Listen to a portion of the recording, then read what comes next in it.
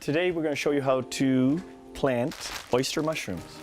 Okay, we plant 5 different oyster mushrooms. The one we're going to do today is called gray dove, and it's a large oyster mushroom, pretty firm, so it handles a little better than the other ones.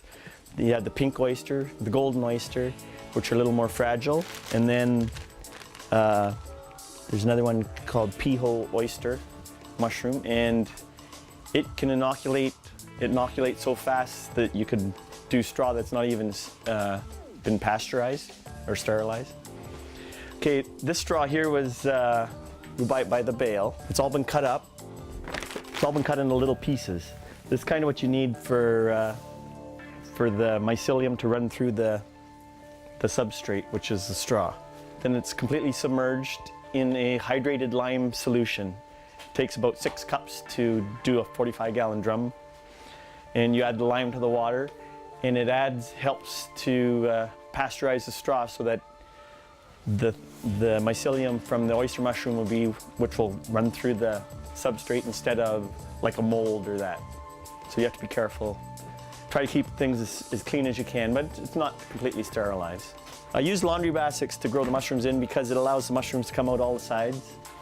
We've tried plastic sleeves, and we hadn't had as much luck with it. It actually has a nice, kind of smells like maybe licorice. Yeah, this is grain spawn, and they've taken spores from, this one is gray dove mushroom, and they inoculated the grain, and then the mycelium is running through the grain. Now we're going to take the mycelium from this block and mix it into our substrate, which will inoculate the straw, and then you can grow mushrooms on straw. You can actually grow them right from here. You can see this is probably starting to want to produce right now. Okay, we'll break this up. They usually use rye grain for the mycelium to run through. The grain's all been sterilized, so it's completely pathogen free. The spawn's all organic, so it's very clean, nice material. Now we'll actually break this up. You see the mycelium's covered each grain. This one's really well established, so we should get nice, quick production from the mycelium running through the straw. You break it up so you get more surface area.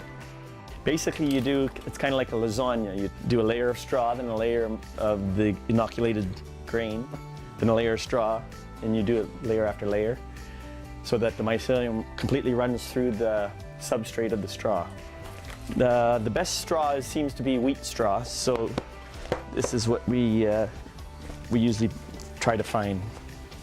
You can use any straw, but wheat seems to be the best. This straw is nice and clean, so. And a completely nice layer of this.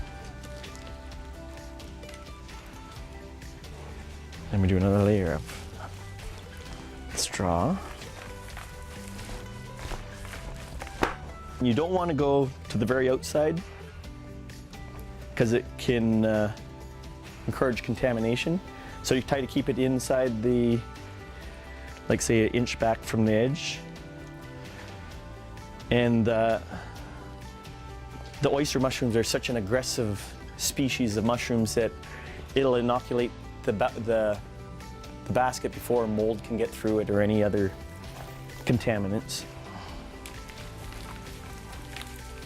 I've been tending to inoculate the straw pretty heavily because we're kind of new at this, and the heavier you inoculate it, the faster the mycelium of the mushroom will spread through the straw.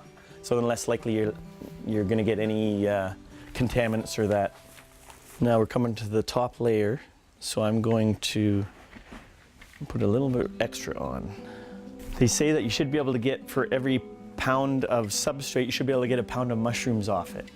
So if this weighed 15 pounds when it's full, you should get 15 pounds of oyster mushrooms. I haven't been able to do that yet, but that's what they say. So maybe once you get better at it. Here we use a lid. We'll put this on top. Okay, now our inoculated basket, we need to put it in a warm spot, about 80 degrees. And we need it in the dark. So we use a heavy plastic bag. This also keeps moisture in, but we allow it the end open so that it can still get oxygen, because if you completely sealed it up, it would suffocate it. Now we'll weigh it down with a block. This keeps the straw compressed, so it keeps contact with the mycelium, which makes it easier to run through the straw. Because there's too much, you don't want too much air. If it's fluffy, then it can't grow through it properly. And that's the first step in producing an oyster mushroom.